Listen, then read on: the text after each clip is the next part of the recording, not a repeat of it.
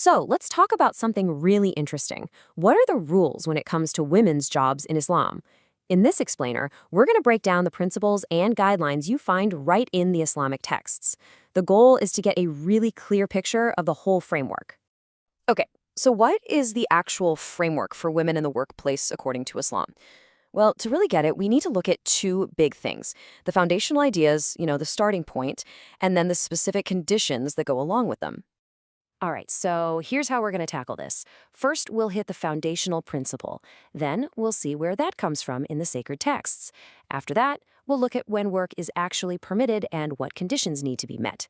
And finally, we'll try to understand the wisdom behind all of these guidelines. Sound good? Let's go. All right, first things first, let's dig into the core principle that really sets the stage for this whole conversation.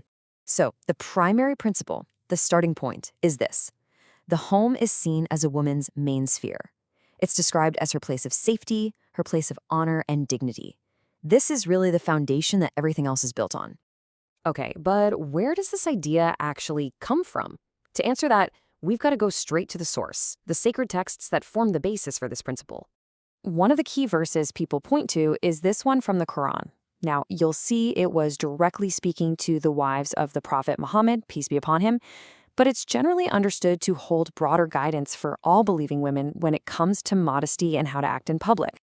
And then there's this statement from a hadith, which, is a saying of the Prophet. This really reinforces that idea.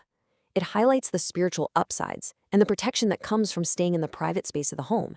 It even links it directly to modesty and being closer to God. So, that last quote mentioned a really important word: aura. And we got to understand this to get the full picture. It's not just about, physical covering. It's a much bigger idea about privacy, dignity, and basically anything that should be kept protected and not out on public display. Okay, so we've got this foundational principle. But, and this is a big but, it's not some kind of absolute ban. The framework is actually more nuanced. It lays out very clear situations where work is allowed. And this is really the key takeaway here. It's not a simple, no, you can't work. It's more of a, yes, you can, if. So permission is definitely there, but it comes with a set of specific conditions attached. So what are those conditions? Well, it really boils down to two main things. First, there has to be a genuine need for the work, like to support herself or her family. And second, the job itself has to be suitable. Think things like teaching, nursing, or medicine. Professions that are seen as dignified and, bonus, also really help the community. Okay, so we've established that work is permitted in certain cases. Now let's get down to the nitty-gritty. What are the exact conditions that the source material says have to be in place?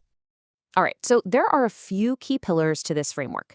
Number one is about upholding modesty in her dress, like with proper hijab, but also in her overall conduct.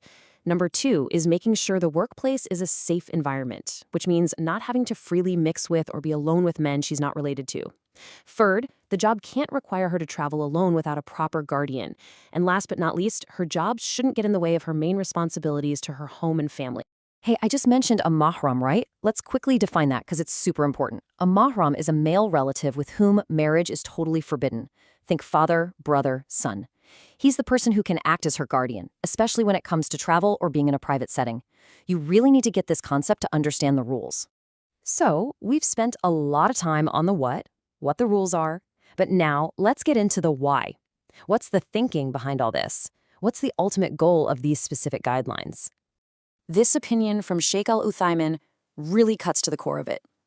He advises women to work in fields that are just for women, and he warns about environments that there are a lot of men. And the reason? It's all about avoiding something called fitna. The number one priority is to steer clear of situations that could lead to temptation or cause problems.